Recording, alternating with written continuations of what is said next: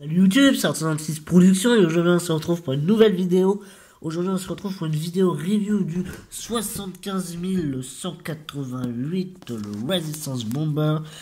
Donc un set Lego Star Wars tiré du dernier film Star Wars The Last Jedi, contenant 780 pièces et coûtant la somme de 119,99 €. Voilà.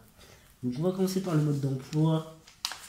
La notice de montage, voilà, de montage, bref, qui se présente comme ceci. Le modèle sera construit en 280 petites étapes. Voici que voilà. Donc avec la mise en place des canons, etc. Sur 2 pages, vous aurez l'utilisation des canons et des diverses fonctionnalités du modèle. Ici, une pub pour la plupart des sets, ainsi que le Resistance Bomber au premier plan avec Rey.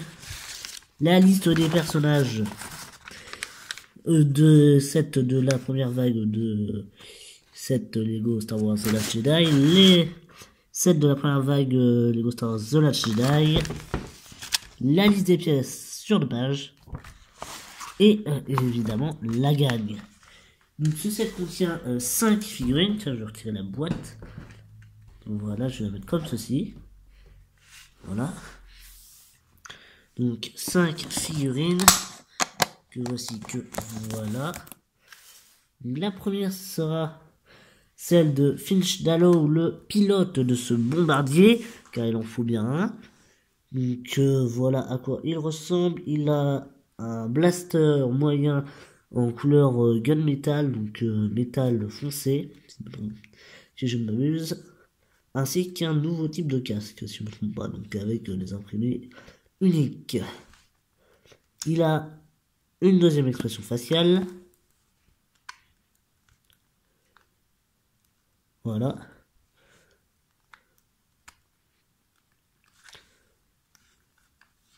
Un petit turnaround. Donc voilà pour Finch Dallow. La deuxième figurine qui vient dans ce set, c'est celle de Nix Jerd, le bombardier donc, de ce vaisseau, qui lui aussi a une deuxième expression faciale. Donc voilà pour la première et pour la seconde expression faciale.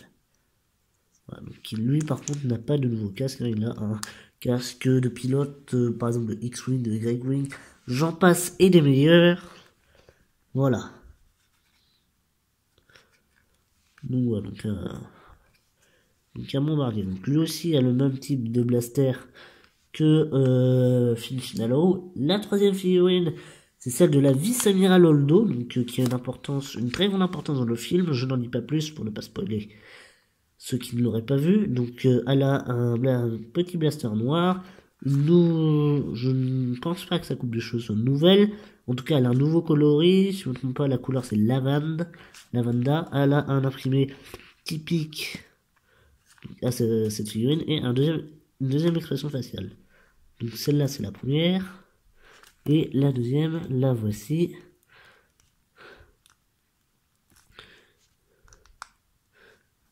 Donc voici un petit turnaround de la figurine.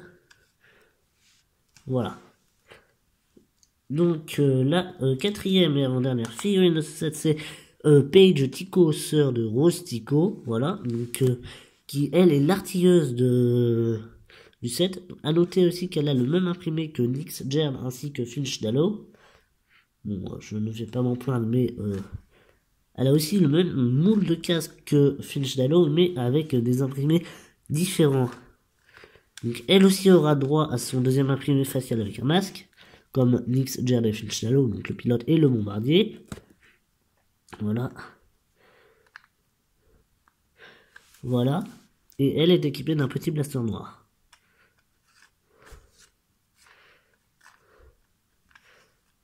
Donc voilà. Et la dernière figurine de ce set, c'est celle de Poe Dameron en tenue de pilote sans casque. Voilà. Donc avec sa coupe de cheveux. Donc il est équipé d'un petit blaster noir, tout comme Paige, ainsi que la vice-amiral Holdo.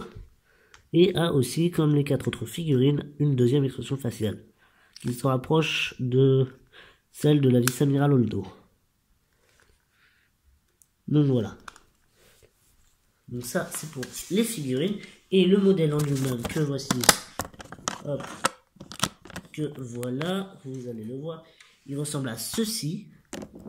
Donc je l'ai légèrement démonté pour que vous puissiez un peu mieux voir sa structure. Hop. Voilà, donc j'utilise des boîtes pour le support. Voilà, donc une deuxième boîte. Donc la première partie dont on va passer, c'est celle de l'aile. Voilà, donc j'ai légèrement démonté. Voilà. Donc, la première partie, évidemment, c'est celle de l'aile, qui sera construite plutôt simplement avec un enchevêtrement de plaques. Et la seule partie intéressante à peu près, ce sera celle-ci. On aura aussi une accroche ici qui servira pour plus tard, donc les plaques ici, ainsi qu'un réacteur. Voilà, donc ça, on va venir l'accrocher sur une partie du premier mécanisme, donc, qui est le mécanisme de bombardement, donc avec un élastique. Donc en fait, il suffira de placer ceci, donc qui est une plaque striée, avec une pièce trouée. On a une barre circulaire technique, on a un trou technique, les deux se complètent, et on viendra ça appuyer là. Et donc lorsque l'on appuiera, normalement il y aura une bombe. Voilà, donc il y en a 6 au total dans le modèle. Et lorsque l'on appuiera, voilà, et la deuxième bombe qui sera au-dessus, évidemment, ne tombera pas, bloquée par la partie rouge. Et tombera dans la partie grise, et ainsi de suite pour les 6 bombes. Donc il faudra 6 coups pour faire tomber les 6 bombes. Donc il y a des barres techniques avec tenons pour accrocher les ailes, donc la coque plutôt du vaisseau, la soute à bombe. La coque de soute à bombe. Cette partie-là servira à accrocher la tourelle. On a une pièce ici pour accrocher la partie qui rapprochera la tourelle.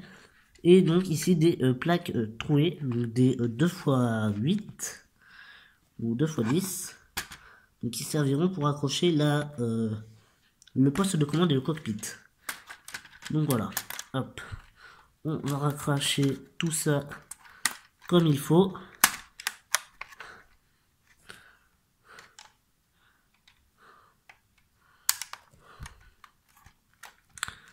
Et voilà. Donc, évidemment, ici, on va aussi solidifier. Hop. Donc, on va mettre la partie qui servira à accrocher la tourelle dans le trou technique. Voilà. Et pour relier tout ceci, nous aurons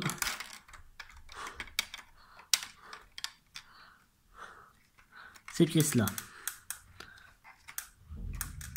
Voilà. Ainsi que une barre une fois 6.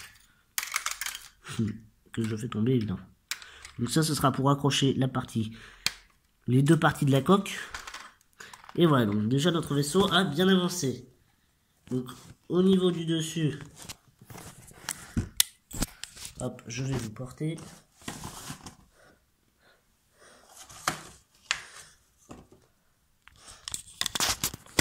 Voilà, comme ceci. Au niveau du dessus, ce qu'il va falloir rajouter, ce sera cette petite partie-là, donc qui contient les deuxième mécanisme du modèle. Donc ça se tient plutôt comme ça. Donc il s'agit des canons à ressort. Voilà. Donc au total, il y a 3 missiles fournis dans le modèle. Le troisième, vous allez me dire, se trouve où? Ici, cette partie qu'il faut raccrocher à l'arrière du vaisseau. Donc il sera la soute à missile. Donc par la suite, on pourra mettre les armes. On a la capacité de mettre les armes, mais cela n'est pas indiqué dans le mode d'emploi. Mais si vous voulez, vous pouvez tout de même faire en sorte de mettre les armes donc dans la soute dans laquelle se trouve le troisième missile à ressort. Voilà. Et donc revenons à nos astromécanos. Voilà. Petit jeu de mots. Et donc ceci est la partie. Donc la troisième partie de réacteur.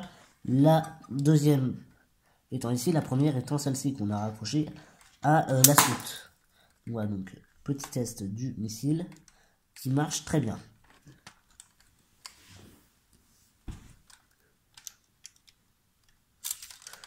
Donc, voilà. Donc déjà, notre vaisseau a très bien avancé. Aussi, ce qu'il faut rajouter, ce sera cette petite partie-là, qui est celle du poste de commande dans lequel nous pourrons mettre la vis amirale au dos. Par contre, je viens de détruire le canon. Et donc, nous pourrons mettre dedans la vis amirale au dos ainsi que pot d'amande au poste d'artilleur. Il y a aussi deux sacs ici. Là, et un petit poste de commande ainsi qu'un siège qui tourne. Donc ça sera la première partie de cockpit. Et la deuxième partie, ce sera celle-là qui servira à insérer les bombes.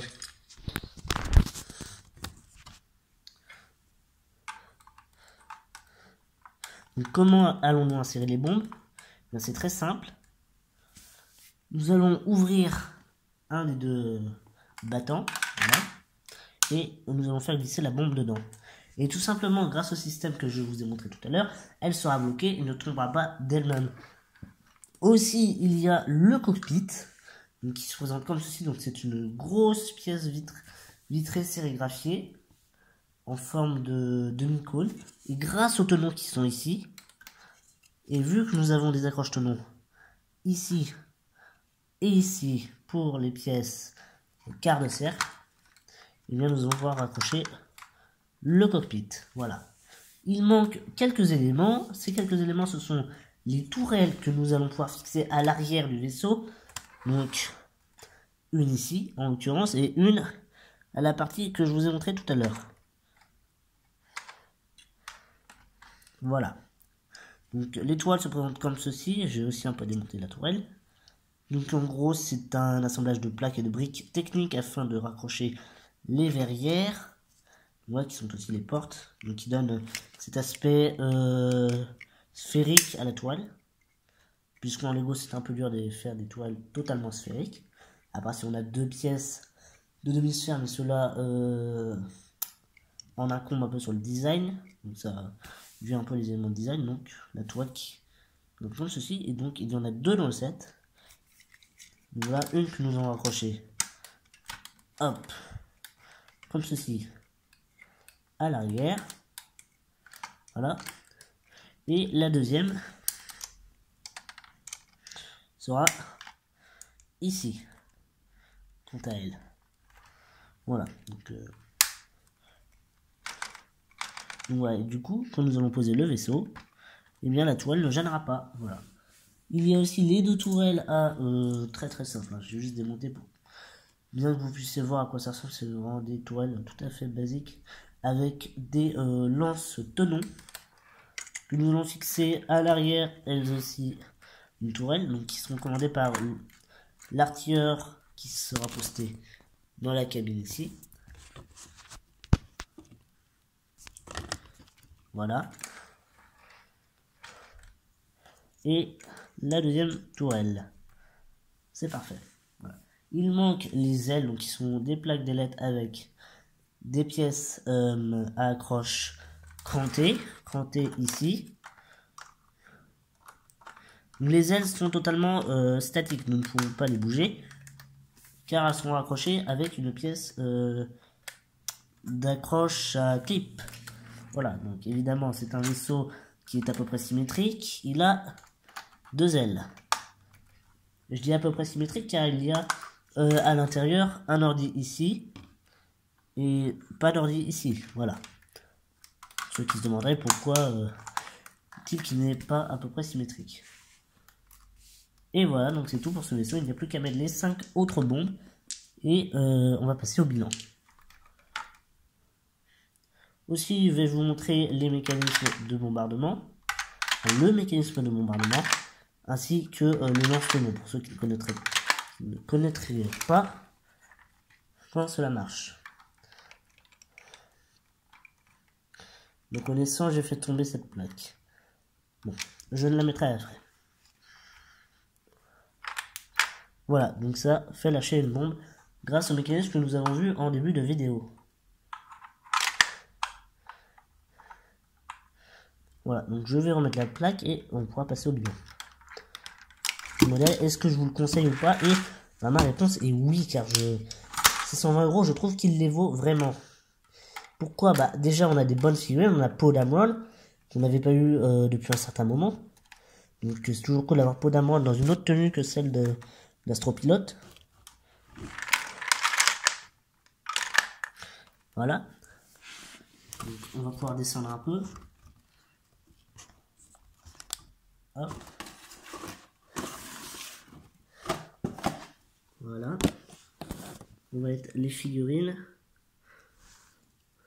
Et du coup, oui, donc ces 100 €, il les vaut très largement, je trouve. Déjà au niveau du design, on a vraiment de très bons éléments de design, comme les tourelles, que je trouve très bien réussies, les compartiments avec les missiles, qui sur certains sites, généralement, les missiles sont très mal incrustés, alors que là, les missiles à ressort sont très bien cachés, et même des fois, j'en oublie qu'ils en existent. Et donc, pour moi, c'est vraiment un bon set. On a même 6 places, 6 réelles places dans le vaisseau, donc ce qui est un plus, car certains vaisseaux n'ont pas de place. Donc, le petit bémol, c'est qu'il n'y a pas vraiment d'endroit spécifique où ranger les armes, mais ça, comme je vous l'ai dit, vous pouvez le ranger dans la soute au missile. Voilà. Mais sinon, à part quelques détails ça et là, on a vraiment un très beau modèle, je trouve, et que je vous conseille vivement, si vous en avez les moyens de vous l'acheter, hein, parce que 120 €, ce n'est pas donné à tout le monde. Donc voilà, donc les 6 places, on en a 2 au cockpit. Voilà, je vais remettre le cockpit. On en a 2 au cockpit, 2 dans le poste de commande et d'artilleur, et 2 dans les tourelles.